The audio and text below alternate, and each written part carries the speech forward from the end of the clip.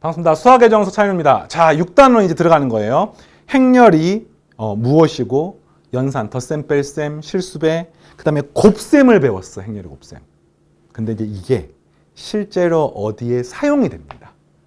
그 사용이 되는데 반드시 알아야 되는 게 역행렬이에요. 6단은 역행렬과 연립일차 방정식이고, 이렇게 됩니다. 역행렬이 있으면 요걸 통해 가지고 연립일차 방정식의 해를 구하는 사용이 되고요. 이 연립일차 방정식의 해를 구하는데 이게 2차 정사행렬뿐만이 아니라 3차, 4차, 5차 정사행렬 사용하면은 미지수가 2개인, 3개인, 4개인, 5개인 연립 방정식도 풀어낼 수가 있습니다. 대학 과정에서 가우스 소구법이라고 하는 걸 배우고, 원래 고등 과정에 가우스 소구법이 없거든요. 근데 대학 과정에 가우스 소구법을 배우면서 연립 방정식을 풀 수 있는 방법을 배우는데 정석 교재에 그 내용이 있습니다. 선생님이 가우스 소구법은 따로 시간을 내 가지고 1시간 동안 알려줄 거야. 1시간 아니죠. 한 강의 동안 알려줄 겁니다. 그럼 뒤에 가서 하도록 하고, 일단 오늘은 역행렬만 공략하겠습니다. 알겠죠? 역행렬이에요, 역행렬. 수학 기호로는 A에 이런 식으로 마이너스 1 같은 위첨자를 이래 쓰고요. 읽는 방법은 인버스. 인버스 하면은 또 느낌이 드는 게 함수에서 이걸 F에 뭐 마이너스 1제곱, 마이너스 1 쓴 게 부르지 않잖아. 그치? 역함수. 실제로 역함수와 역행렬은 비슷한 개념이야. 이건 뒤에 가서 변환을 배우면 역변환을 이렇게 쓰는데 그게 역행렬과 관계가 있습니다. 자, 어쨌든 요거는 이렇게 놔두고요. 이렇게 쓰는 게 역행렬이야. 역행렬은 뭐냐? 정의가 이렇습니다. 내가 A라는 행렬이 있어요. 그렇죠? A라는 행렬이 있어요.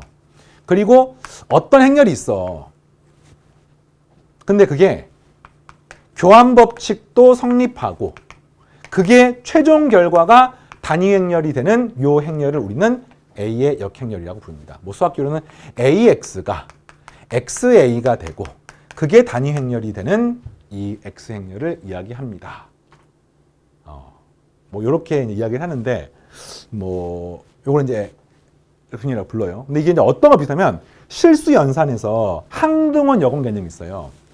A 곱하기 A 연산, A 컴포지션 뭐 E는 E 컴포지션 A 뭐 요 구하게 되면은 얘가 언제나 A하고 똑같아. 이걸 우리가 항등원이라고 불렀어요. 항등원.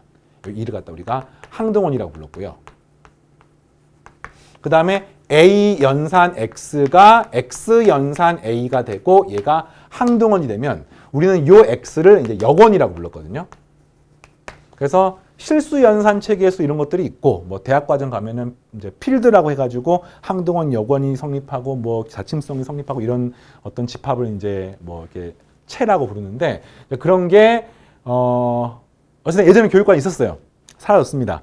근데 요게 벡터가 나오건 행렬이 나오건 항상 이것들을 확인하게 되는데 그 과정에서 자연스럽게 등장하는 게 바로 요 행렬의 곱셈에 대해서는 이게 단위 행렬하고 비슷해요. 그지? A2가 A가 A. 그리고 이게 바로 역행렬하고 비슷한 개념이야. AX가 XA 행렬이 단위 행렬이 되는. 그래서 뭐 그 정도로만 기억하시고 이걸 뭐 너무 현학적으로 들어갈 필요는 없습니다. 항등원 역원하고 뭐 유사한 개념이구나. 그러니까 어쨌든 역행렬은 어떤 개념이냐면은 X의 어떤 행렬을 곱했을 때 단위 행렬이 되는 거를 구하는 겁니다. 그건 언제나 이게 교환법칙이 성립합니다. 교환법칙이 웬만하면 성립하지 않는데 단위 행렬하고 역행렬하고 영행렬은 교환법칙이 성립하네요. 그지? 그래서 이제 그런 것들은 여러분이 기억을 해두시고 물론 그것만 있는 건 아니에요. 역행렬입니다. 자, 알겠죠? 그럼 이제 이게 어디에 주로 사용하느냐? 실수 연산에서 내가 AX가 1이야. 그럼 우리가 X를 구할 수가 있죠. 뭡니까? A분의 1. 이걸 우리가 역수라고 부르잖아. 그런 것처럼 행렬도 똑같습니다. 내가 만약에 AX 연산이 단위 행렬이라고 치면은 그때 이 X가 뭡니까? A의 역행렬이라고 했잖아요. 이런 식으로 나중에 방정식을 푸는데 툴이 되는 겁니다. 그러니까 이런 식이 있으면 나중에 내가 이 X를 구할 수가 있는 거예요. 이렇게. X를 구할 수가 있는 겁니다. 그럼 또 이런 거야. A 곱하기 B가 C라고 하는 이런 행렬식이 있습니다. 이걸 통해 내가 B를 구하고 싶어요. 나중에 됩니다. A 역행렬 C라고 이렇게 씁니다. 이런 식으로 역행렬을 배우고 나면은 내가 구하고 싶은 어떤 곱셈 형태로 표현된 식에서 이것들을 계산을 할 수가 있다는 거야. 마치 우리가 방정식 풀듯이. 행렬이 낯선 형태지만 우리에게 익숙한 실수 체계의 연산들의 구조를 그대로 따라가면서 다른 거는 비교를 하고요. 교환 법칙 같은 경우. 같은 거는 또 그대로 사용을 하면서 수학의 기호들을 확장해 나가는 거죠. 밑도 끝도 없이 새롭게 나오는 게 아니라 관계가 있습니다. 벡터 공부하면서 그런 느낌 들지 않았니? 벡터도 크기와 방향이 있는 양이지만 결국에는 실수 체계 연산하고 유사한 점이 되게 많잖아. 왜? 크기라고 하는 것은 이미 실수체계 연산이니까 방향만 추가가 되는 거니까 아예 이게 엇나가게 만들지 않는다는 뜻인 거야. 알겠습니까? 그래서 이렇게 되고 이제 가장 기본적인 게 2차 정사 행렬이기 때문에 2차 정사 행렬의 역행렬을 공부를 하고요. 3차나 4차도 있습니다. 그러나 3차만 하더라도 몹시 복잡해. 쓰기가 너무 이거 한 페이지 가득 채워야 돼요. 그래서 대학 과정에서도 그걸 외우지는 않습니다. 뭐 외우는 사람도 있어요. 근데 어쨌든 그렇고 2차 정사 행렬은 외우지요. 자, 어떤 행렬 A가 A, B, C, D라고 하면은 이 A의 역행렬은 여기 집어넣는 거야 이게. 이렇게 하는 거야. 얘를 갖다가 A, B, C, D. 여기를 P, Q, R, S. 얘는 1, 0, 0, 1 해가지고 곱해가지고 얘가 1, 얘가 0, 얘가 0, 얘가 1 이렇게 해가지고 비교하면 답이 나옵니다. 알겠습니까? 근데 그 과정은 번거로우니까 하진 않겠습니다. 그래서 구해보면은 얘가 AD-BC분의 1에 얘랑 얘는 순서를 바꿉니다. DA. 그 다음에 얘랑 얘랑은 부호를 바꿉니다. 마이너스 B, 마이너스 C. 자, 이런 꼴이 되는 것을 알 수가 있는데 뭐 외우시기 바랍니다. 앞으로 계속 나올 거예요. 2차 정사행렬에서 그럼 이런 거지. 내가 1, 2, 0, 1 이 행렬이 있어요. 역행렬 구하세요. 하면은 얘 역행렬은 AD-BC는 1이니까 1분의 1에 얘는 순서를 바꾸고 순서를 바꾸고 얘는 부호를 바꾸고 이렇게 되는 겁니다. 그래서 검산 1, 2, 0이라고 1 마이너스 2, 0이라고 진짜 곱하면 단위 행렬 되니? 해볼까요? 이렇게 곱하니까 1이고요. 이렇게 곱하니까 마이너스 2에 플러스 2니까 0이 되고요. 이렇게 곱하니까 0이고요. 1이고요. 해서 단위행렬 되는 것을 알 수가 있습니다. 자, 되겠습니까? 역행렬을 구할 수 있다. 자, 그럼 이제 차관사항이 몇 가지가 있죠. 이렇게 되는데 마치 우리가 실수 연산에서 모든 함수가 역함수가 있진 않잖아. 그죠? 그리고 마찬가지로 방정식을 풀 때도 모든 수가 역수가 있지 않습니다. AX는 2를 만족하는 X가 언제나 A분의 1입니까? 아니죠. A가 0이 되면 안 됩니다. 이런 것처럼 이 행렬 연산에도요. 언제나 역행렬이 있지는 않습니다. 뭐 딱 보면 알겠죠. 그렇죠. AD-BC가 0이면 이 경우는 역행렬이 존재하지 않습니다. 얘가 0이 아니면 역행렬은 존재합니다. 이해 되겠습니까? 이건 이렇게 역행렬이 있다 없다를 판단할 수가 있고, 그 다음 이제 이 역행렬의 성질을 좀만 살펴볼게요. 그래서 정서 교재 보면서 같이 순서를 하겠습니다. 정사각 행렬 A에 대하여 정사각 행렬이 아니면은 역행렬을 정의할 수가 없어요. 행렬의 그 행과 열의 숫자가 안 맞지 않기 때문에. 그래서 이거에 대해서 이 X가 존재할 때 이걸 역행렬이라고 하고 A 인버스라고 표시합니다. 알겠죠? 그래서 요거는 뭐 기본적인 그런 내용이고, 그 다음에 얘가 언제나 성립하고요. 계산해 보니까 잠깐만 요 구하는 과정은 아까 선생님이 생략을 한 겁니다. 자, 그리고 문제에서 요거를 푸는 과정이니까 이거 성분을 넣는 거야. A, B, C, D라고 놓고 이거 P, Q, R, S라고 놓고 1, 0, 0, 1로 놓고 이제 푸는 거야. 풀다 보면은 이게 AD-BC가 0이 되는 경우가 돼버리면은 방정식의 근이 존재하지 않아서 이 X를 하나로 결정할 수가 없어서 역행렬이 없다고 하는 건데, 그걸 이제 정리를 다 해놓은 게 이겁니다. A, B, C, D여서 보통 AD-BC를 D라고 놓는데 그 결국에는 D분의 1, 그러니까 AD-BC분의 1에 DA, 여기는 마이너스 B, 마이너스 G로 역행렬이 나오게 됩니다. 알겠습니까? 그래서 요거는 이제 보통 D라고 일반적으로 많이 쓰고요. 나중에 요 D라고 썼을 때 이 숫자가 그러니까 AD-BC가 아주 행렬 관련된 중요한 의미를 많이 가져요. 나중에 변환을 할 때 뭐 몇 배가 되는지랑도 관계가 있고요. 이제 변환할 때 그 이야기를 좀 하겠습니다. 그래서 그 내용이 여러분 교재 93페이지에 나와 있고, 식을 좀 변형하는 연습을 해볼게요. 역행렬도 행렬의 곱셈처럼 교환 법칙을 A랑 A 역행렬은 교환 법칙을 할 수 있는데 다른 행렬하고는 함부로 하면 안 돼요. 그러니까 A 역행렬도 하나의 행렬이 하나의 어떤 행렬이기 때문에 이걸 함부로 쓰면 안 됩니다. 그래서 해볼게요. 만약에 문제에서 이런 식으로 어떤 A 역행렬이 하나의 새로운 행렬이면요, 하나의 새로운 행렬이면 이런 건 되는 거지. A 역행렬이 B니까 A하고 B는 B하고 A는 뭐 단위행렬 되는 교환법 성립하는 것은 뭐 당연한 거고요. 역행렬을 또 역행렬하면은 마치 역함수를 또 역함수하면은 원래 함수가 돌아오는 것처럼 우리가 A 행렬은 B의 역행렬하고 똑같습니다. 그러니까 한마디로 이거를 또 역행렬을 하게 되면은 얘를 또 역행렬을 하게 되면은 바로 A 행렬하고 똑같이 되는 것을 알 수 있습니다. 알겠죠? 역행렬을 한 번 더 하면은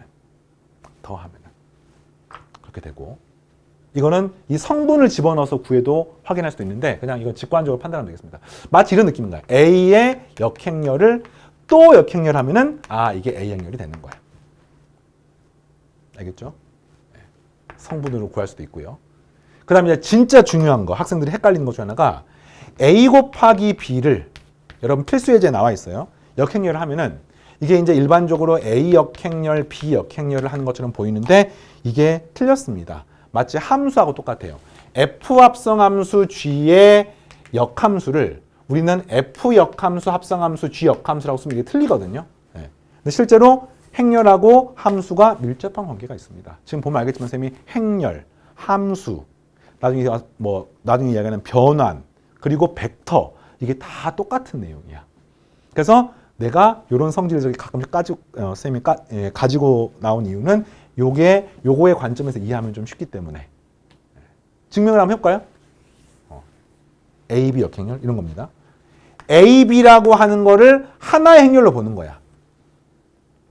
이 역행렬을 X라고 놓으면은 이건 언제나 단위 행렬이 돼야 되죠. 이 X를 구하는 겁니다. 어떻게 구하느냐? 이 식의 양변에 이 행렬 자체가 똑같은 행렬이니까 똑같은 행렬을 곱해도 성립합니다. 그래서 이 식의 왼쪽에다가 A 역행렬을 곱하게 되면은 이거는 단위 행렬이 되는 거니까 BX가 되고 얘는 A 역행렬, 단위 행렬이 됩니다. 근데 A 역행렬, 단위 행렬은 그냥 A 역행렬과 똑같은 거죠. 그 다음 이 식의 왼쪽에 이제 B를 없애기 위해서 이번엔 또 B의 역행렬을 곱합니다. 여기 또 마찬가지로 B 역행렬을 곱합니다. 그럼 역시 얘랑 얘를 곱하게 되면 단위 행렬이 돼서 여기는 X만 남게 되고 얘가 B 역행렬, A 역행렬이 나오면서 이렇게 되는 겁니다. 그래서 A, B 행렬의 역행렬은 순서가 바뀌면서 역행렬이 되고, 마치 함수도 얘는 G 역함수 합성함수 F 역함수가 되는 거랑 같은 개념입니다. 이해되겠니? 이 내용이에요. 그리고 이제 간단한 것들, A 역행렬을 M제곱한 거는 A를 M제곱한 거를 역행렬한 거하고 똑같습니다. 이런 것들 그냥 가볍게 보시고, 3개짜리 A 곱하기 B 곱하기 C를 역행렬한 거는 C 역행렬, B 역행렬, A 역행렬이 되는 겁니다. 그러면 이런 원리랑 똑같습니다. 그래서 이제 오늘 배운 내용은 역행렬이 이런 것이구나. 특히 2차 정사 행렬은 내가 결과를 외우고 있습니다. AD-BC분의 AD 위치 바꾸고 BC는 부호 바꾸고, 그 다음에 그 역행렬을 구하는 과정에서 A하고 B를 곱한 것의 역행렬은 각각 역행렬이 되는 건 맞는데 순서가 바뀌어 있습니다. 그 이유가 뭐냐고 보면은 이런 원리 때문에 함수에서 F 합성함수 G의 X면은 이거 F 연산을 먼저 하니 G 연산을 먼저 하니? 당연하죠. G를 먼저 연산하는 겁니다. 그러니까 이게 뭐와 똑같아요?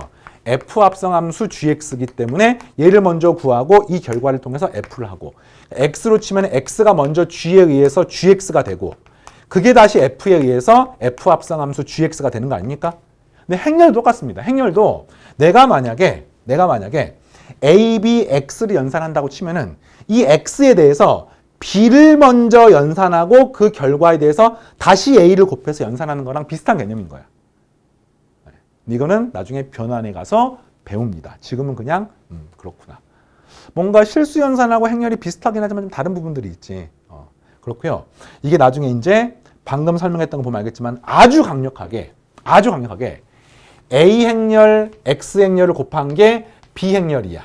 그래서 이 X를 구할 때 A의 역행렬이 사용됩니다. 이 식의 양변에 좌측에 A 역행렬을 곱하게 되면 얘는 A 역행렬이 되고 얘는 A 역행렬 B 이렇게 나오게 되는 겁니다. 그러면서 이제 다음 시간에 배울 방정식을 풀게 됩니다. 방정식을 풀게 돼요. 연립방정식을 푸는데 이 X를 구하고 싶어. 그러면 양변에 A 역행렬만 곱하면은 이 연립방정식의 해인 X를 구할 수가 있는 거야. 만약에 미지수가 10개인 연립방정식이야. 그러면 행렬을 10 by 10, 행이 10개, 열도 10개인 행렬을 취하시고 그 다음 미지수가 10개인 걸 쭉 쓴 다음에 양변의 역행렬을 곱할 수만 있으면 답이 나옵니다. 물론 10 by 10 행렬의 역행렬을 손으로 구하는 것은 거의 불가능에 가깝죠. 뭘 사용하면 될까요? 컴퓨터를 사용하면 됩니다. 그래서 컴퓨터 프로그램, 쌤 대학교 때 C 언어 같은 거 했었거든요. 요즘에도 뭐 C 언어는 기본적으로 하고 요즘 뭐 많이 하니? 요즘에는 이제 뭐 스마트폰이나 이런 거 프로그래밍 개발할 때 게임 같은 경우는 유니티 같은 거 많이 썼던 걸로 쌤이 알고 있고 뭐 HTML5라는 새로운 기술이 나와가지고 뭐 그런 것들도 쓰고 뭐 하여튼 기술이 막 발전하고 있어요. 근데 그 프로그래밍 하는 과정에서 행렬도 아주 중요하게 많이 사용됩니다. 복잡한 연산들을 어떤 로직에 따라서 쭉 구하면은 복잡해 보이는 것도 컴퓨터로서 간단하게 구할 수가 있고 행렬이 그런 점에서 뭐 아주 중요한 도구 중에 하나가 되는 사례들이 되게 많습니다. 그래서 C 언어 가서 처음 배울 때 행렬 곱셈 연산 같은 거를 하는 거를 프로그래밍 배워요. 선생님도 기억이 납니다. 알겠습니까? 자, 그래서 6단원의 첫 번째 역행렬은 이런 것이다. 공부를 했고요. 이제 다음 시간에 역행렬을 연립방정식에 어떻게 사용하느냐 같이 함께 공부하겠습니다. 되겠습니까? 자, 오늘까지 다음 시간에 계속해서 열심히 행렬 공부하겠습니다. 마치겠습니다.